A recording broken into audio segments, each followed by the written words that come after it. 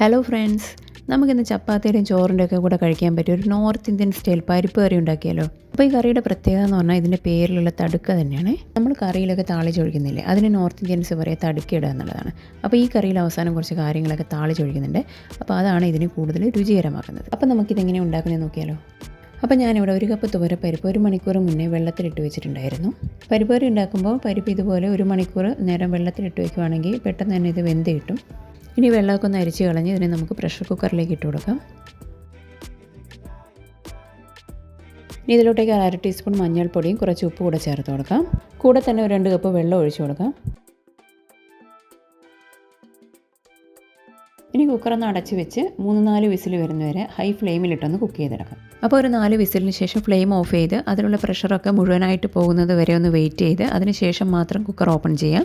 അപ്പോൾ പരിപ്പൊക്കെ ഇവിടെ നന്നായി വെന്ത് വന്നിട്ടുണ്ട്. ഇനി ഞാനിത് ഒരു വിസ്ക് വെച്ച് നന്നായിട്ടൊന്ന് ഉടച്ചെടുക്കുകയാണേ. അപ്പോൾ പരിപ്പ് ഇവിടെ നല്ല വെന്തുടഞ്ഞ് വെള്ളം പോലെയായി വന്നിട്ടുണ്ട്. ഇനി ഇത് നമുക്കൊരു സൈഡിലോട്ടേക്ക് മാറ്റി വയ്ക്കാം. ഇനി ഒരു ചൂടായ പാനിലോട്ടേക്ക് 3 ടേബിൾ സ്പൂൺ എണ്ണ ഒഴിച്ചു കൊടുക്കാം. എണ്ണ ഒന്ന് ചൂടായി വരുമ്പോൾ അതിലോട്ടേക്ക് 1 ടീസ്പൂൺ ജീരകം ചേർത്ത് കൊടുക്കാം.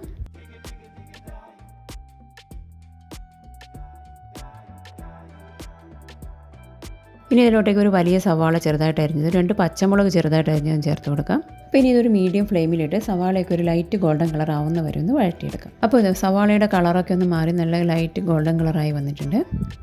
ഇനി ഇതിലോട്ടേക്ക് 1 ടീസ്പൂൺ ഇഞ്ചി വെളുത്തുള്ളി പേസ്റ്റ് ചേർത്ത് കൊടുക്കാം. ഇനി ഇത് ഇഞ്ചിയുടെയും വെളുത്തുള്ളിയുടെയൊക്കെ പച്ചച്ചുവ മാറുന്നത് വരെ ലോ ഫ്ലെയിമിലിട്ടൊന്ന് വഴറ്റി കൊടുക്കാം. അപ്പോൾ 2 മിനിറ്റ് വഴറ്റി കൊടുക്കുമ്പോഴേക്കും ഇഞ്ചിയുടെയും വെളുത്തുള്ളിയുടെയൊക്കെ പച്ചച്ചുവയൊക്കെ ഒന്ന് മാറിയിട്ടുണ്ടാവും. ഇനി ഇതിലോട്ടേക്ക് ഒരു വലിയ തക്കാളി ചെറുതായിട്ട് അരിഞ്ഞതും കുറച്ച് ഉപ്പും ചേർത്ത് കൊടുക്കാം. ഉപ്പ് ചേർക്കുമ്പോൾ ശ്രദ്ധിക്കണം, പരിപ്പ് വേവിക്കുമ്പോൾ നമ്മൾ കുറച്ച് ഉപ്പ് ചേർത്തിട്ടുണ്ടായിരുന്നു. അതിനനുസരിച്ച് വേണം ഇവിടെ ഉപ്പ് ചേർത്ത് കൊടുക്കാൻ. ഇനി ഇതെല്ലാം കൂടെ ഒന്ന് ഇളക്കി യോജിപ്പിച്ചെടുക്കാം.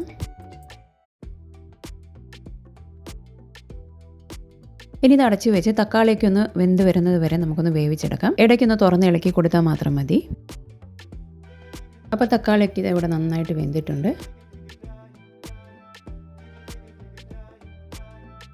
അപ്പോൾ ഇനി ഇതിലോട്ടേക്ക് വേവിച്ച് ഉടച്ച് വെച്ചിരിക്കുന്ന പരിപ്പ് ചേർത്ത് കൊടുക്കാം. ഇനി ഇതിലേക്ക് കുറച്ച് വെള്ളം ഒഴിച്ച് നന്നായി ഇളക്കി യോജിപ്പിച്ചെടുക്കാം. അപ്പോൾ വെള്ളം ചേർക്കുമ്പോൾ ശ്രദ്ധിക്കുക, അധികം വെള്ളം ചേർക്കരുത്. ചപ്പാത്തിയുടെ കൂടെ കഴിക്കാനാണെങ്കിൽ അധികം വെള്ളം ചേർക്കേണ്ട ആവശ്യമില്ല. കുറച്ച് കട്ടിയിലുള്ള കറിയായിരിക്കും നല്ലത്. ഇനി ഇതൊന്ന് ഹൈ ഫ്ലെയിമിലിട്ടൊന്ന് തിളപ്പിച്ചെടുക്കാം. അപ്പോൾ ഇതിവിടെ കറി നന്നായിട്ട് തിളച്ച് വന്നിട്ടുണ്ട്. ഇനി നമുക്കിതൊന്ന് ലോ ഫ്ലെയിമിലിട്ട് ഒരു 5 മിനിറ്റ് കൂടി തിളപ്പിച്ചെടുക്കാം. 5 മിനിറ്റ് ആയിട്ടുണ്ട്. അപ്പോഴേക്കും കറി ഒന്നുകൂടി ഒന്ന് കട്ടിയായിട്ടുണ്ട്. ഇനി ഇതിലോട്ടേക്ക് ഒരു 1/2 ടീസ്പൂൺ കസൂരി മേത്തി പൊടിച്ചത് ചേർത്ത് കൊടുക്കാം. നമ്മുടെ ഉലുവച്ചപ്പില്ല, അത് ഉണക്കി പൊടിച്ചതാണ് ഈ കസൂരി മേത്തി. ഒരുവിധം എല്ലാ നോർത്ത് ഇന്ത്യൻ കറികളും ചേർക്കുന്ന ഒരു സാധനമാണ് ഈ കസൂരി മേത്തി. അത് ചേർക്കുമ്പോൾ കറിക്കൊരു പ്രത്യേക മണവും രുചിയൊക്കെ കിട്ടും. നിങ്ങളുടെ കയ്യിലുണ്ടെങ്കിൽ ചേർത്ത് കൊടുക്കുക. ഇനി ഒരു 2 പിഞ്ച് ഗരം മസാല പൊടിച്ചത് ചേർത്ത് കൊടുക്കാം. ഇനി ഇതെല്ലാം കൂടെ നന്നായിട്ടൊന്ന് ഇളക്കി യോജിപ്പിച്ചെടുക്കാം.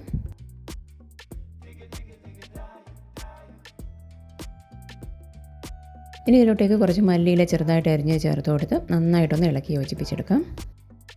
അപ്പോൾ നമ്മുടെ പരിപ്പ് കറി ഏകദേശം ഇവിടെ റെഡി ആയിട്ടുണ്ട്. ഇനിയാണ് ഈ കറിയുടെ ടേണിംഗ് പോയിന്റ് വരുന്നത്. അതായത് ഞാൻ വീഡിയോയിൽ ആദ്യം പറഞ്ഞ തടുക്കയിടൽ. അപ്പോൾ അതിനുവേണ്ടി ഞാനിവിടെ ചൂടായ ഒരു ചെറിയ പാനിലോട്ടേക്ക് 1 ടേബിൾ സ്പൂൺ വെളിച്ചെണ്ണ ഒഴിച്ചു കൊടുക്കുന്നുണ്ട്. നിങ്ങൾക്ക് വേണമെങ്കിൽ നെയ്യ് ഒഴിച്ചു കൊടുക്കാം കേട്ടോ. നെയ്യാകുമ്പോൾ കുറച്ചുകൂടെ ടേസ്റ്റ് കൂടും. എണ്ണ ചൂടായി വരുമ്പോൾ അതിലോട്ടേക്ക് 4-5 വെളുത്തുള്ളി ചതച്ചത് ചേർത്ത് ഒന്ന് വഴറ്റി കൊടുക്കാം. വെളുത്തുള്ളി ഇതുപോലെ ഗോൾഡൻ കളർ ആവുന്ന വരെ ഒന്ന് വഴറ്റി കൊടുക്കാം. ഇനി ഇതിലോട്ടേക്ക് 2 വറ്റൽ മുളക് കട്ട് ചെയ്തിട്ട് കുറച്ച് സെക്കൻഡ്സ് മാത്രം ഒന്ന് വഴറ്റി കൊടുക്കാം. ഇനി ഫ്ലെയിം ഓഫ് ചെയ്തതിന് ശേഷം 1/2 ടീസ്പൂൺ കാശ്മീരി മുളക് പൊടി ചേർത്ത് നന്നായിട്ടൊന്ന് ഇളക്കി കൊടുക്കാം. മുളക് പൊടി ചേർക്കുന്നതിന് മുമ്പ് ഫ്ലെയിം ഓഫ് ചെയ്യാൻ ശ്രദ്ധിക്കണം, ഇല്ലെങ്കിൽ മുളക് പൊടി കരിഞ്ഞു പോകും.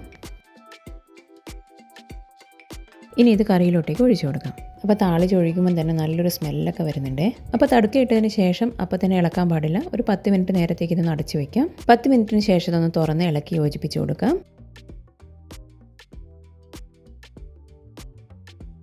അപ്പോൾ ഇത് നമ്മുടെ ടേസ്റ്റി ആയിട്ടുള്ള നോർത്ത് ഇന്ത്യൻ സ്റ്റൈൽ ദാൽ തടുക്ക ഇവിടെ റെഡി ആയിട്ടുണ്ട്.